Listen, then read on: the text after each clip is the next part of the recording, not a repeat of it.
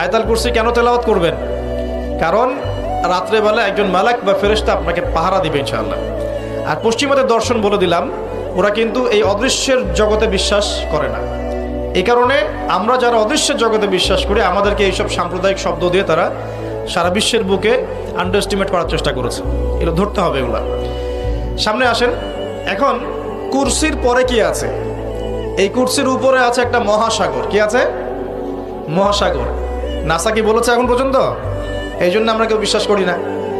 কালকেই যদি দেখবেন নাসা বলে দেয় হ্যাঁ একটা মহাসাগরের সন্ধান পাওয়া গেছে, পৃথিবী থেকে লক্ষ কোটি আলোকবর্ষ দূরে, নাম দিয়ে দিল যে .FM0000mm2, একটা নাম দিয়ে দিল। ওরা তো এরকম নাম দেয় আর কি, তাই না? বাস তখন কিন্তু দেখবেন সারা বিশ্বের মানুষ চোখ বন্ধ করে বিশ্বাস করবে কি না? আমরা কিন্তু আল্লাহর প্রতি চোখ বন্ধ করে বিশ্বাসের জায়গায় এই পশ্চিমাদের উপর এখন চোখ বন্ধ করে বিশ্বাস করি। এটা কি বুঝেন? এটা কিন্তু শিরক হচ্ছে, এটাও শিরক হচ্ছে।